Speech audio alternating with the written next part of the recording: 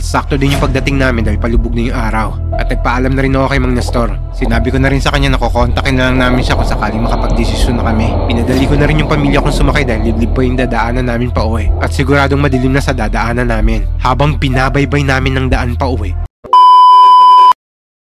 Alright, so guys, nagbabalik na naman tayo. Kamusta kayo mga ka-horror, mga katakot?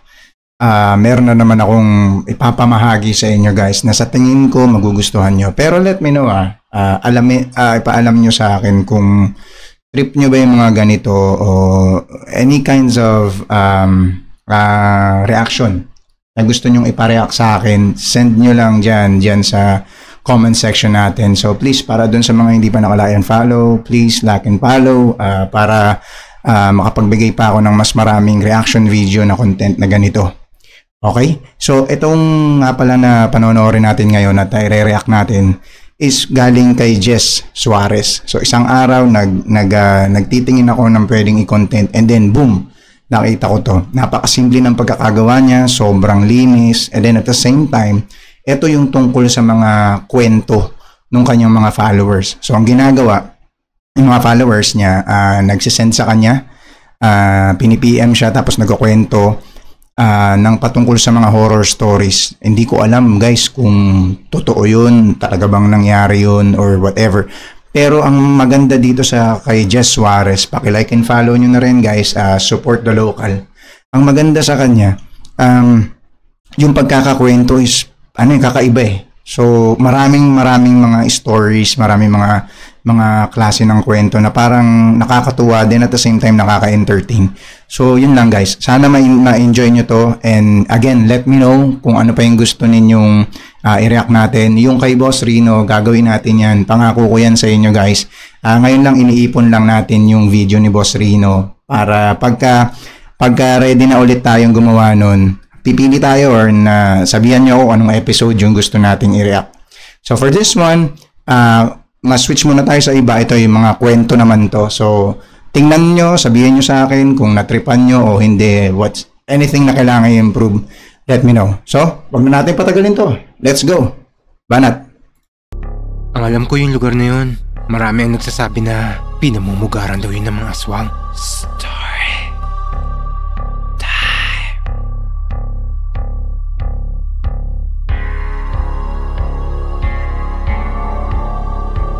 Ako si CJ at nangyari ang karanasan kong to sa isang lugar sa Bicol. Nang araw na to, nag-family outing kami kasama ang lolo ko, asawa ko, anak ko at ang kapatid kong bunso. Tapos sinabay na rin namin yung titignan naming lupa o maliit na isla na plano naming bilhin. Nalaman lang kasi namin tong isla na to sa kapitbahay namin na meron daw binibentang lupa yung kakilala ng biyanan niya. Hindi raw pagmamay-ari to ng kakilala ng biyanan niya. Parang siya lang yung caretaker o nakikipagnegosasyon pag merong gustong bumili o tumingin sa lugar. Kaya kinontak namin kagad yun at pumayag namin yun na tignan namin yung binibentang lupa. At ngayong araw nga namin pinuntahan yun. Sabi pa nun sa amin yung isla raw na binibenta kailangan para magbangka para mapuntahan namin yun. Pumayag na rin kami para makaligo na rin kami kahit papano. Habang papunta kami sa sinabing lugar na hindi ko nababanggitin para na rin sa privacy namin. Habang binabaybay namin ang daan, ang weird ng lugar na yun, isa o dalawang motor lang ata yung nakasalubong namin sa buong biyahe. Kaya yung kapatid kong bunso nagsabi yun ng, ang weird ng lugar na to no? Parang walang katao-tao, parang tayo lang ata yung dumadaan. Tumigil ka nga dyan, ano-ano na naiisip mo eh. Pagdating namin sa daungan kung saan kami sasakay ng bangka, biglang bumigit yung pakiramdam namin.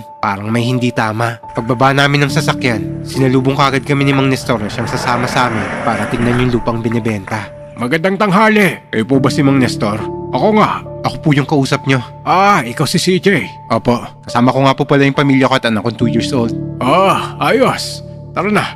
Nakaabang na yung bangka doon. Habang papunta kami sa bangka, tinitignan ko yung mga tao sa paligid namin na mga nakatira doon. Ang sasama ng mga titig sa amin ng mga yon. Parang gusto nila kaming kainin. O parang sinasabi ng mga mukha nila na wag na kaming tumuloy. Pero binaliwala ko lang yun at sumakay na nga kami ng bangka. Habang nasa bangka na kami, parang may nararamdaman akong kakaiba. O hudyat na ihinto ko na yung bangka at wag na kaming tumuloy. Pero hindi ko na lang pinansin yon at nagpatuloy na lang kami hanggang marating na nga namin.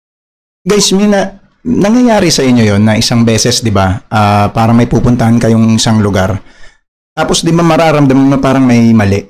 Parang may something na pumipigil sa inyo. Ako, nararanasan ko yon kasi madalas ako magmotor. So, para sa inyo hindi nakakaalam, mahilig ako magmotor. Minsan nararamdaman ko yung, alam mo yung pakiramdam na parang ayaw kang patuloyin. Alam mo yung parang kunyari, nakadamit ka na, nakabihis ka na, tapos aalis ka biglang uulan. Tapos aantayin mong mawala yung ulan. Tapos pag alis mo, hindi naman ulan, maisip mo, nakita mo, flat na yung motor mo. So yung mga ganun guys, I don't know, dito sa kwento na to, parang ganun yung nangyayari. Ewan ko sa inyo, na-experience nyo na ba? Comment nyo na lang para malaman natin. Namin yung isla. Yung isla na to nakaharap siya sa Pacific Ocean. Ang ganda ng isla na to. Ang tahimik at malayo sa sibilisasyon. Pinaligo ko na nga yung pamilya ko dahil tuwang-tuwa sila sa linaw ng tubig. Abang si Mang Nestor kinausap na ako. Ano ba sasabi mo? Magandang gawin tong bakasyon na ng pamilya mo. Oo nga po eh. Ano pong meron sa loob ng gubat na yan? May nakatira rin po ba dyan? Alam ko umalis na yung dating mga naninirahan dyan. At pinabibenta na rin nila yung parte ng lupa nila dyan. Gusto mo bang tignan? Pagkasabi ni Mang Nestor sa akin na gusto ko bang tignan, ewan ko pero biglang bumilis yung tibok ng dibdib ko. Kaya sinagot ko siya kagad ng, hindi na po, okay na po kami rito. Harap talaga ng dagat yung hanap naming lupa na gusto naming bilhin. Sige. Matapos nga magsaya ng pamilya ko sa paliligo, ay nagdesisyon na nga kaming umuwi dahil paggabi na rin. Alas 4 na ng hapon ng mga oras na to. Habang pasakay kami ng bangka, nakakita ko namang uwak sa paligid namin. At ang sama ng titig nun sa anak kong 2 years old na para bang gusto nilang dagitin. Wala namang masamang nangyari sa amin sa pagtawid namin ulit pabalik ng daungan ng bangka. At sakto din yung pagdating namin dahil palubog na yung araw. At nagpaalam na rin ako kay Mang Nestor. Sinabi ko na rin sa kanya na kukontakin na lang namin siya kung sakaling makapagdesisyon na kami. Pinadali ko na rin yung pamilya kong sumakay dahil liblib pa yung dadaanan namin pa uwi. At siguradong madilim na sa dadaanan namin. Habang binabaybay namin ng daan pa uwi at kumagat na ang dilim, bigla kaming nakarinig ng tunog ng ibon.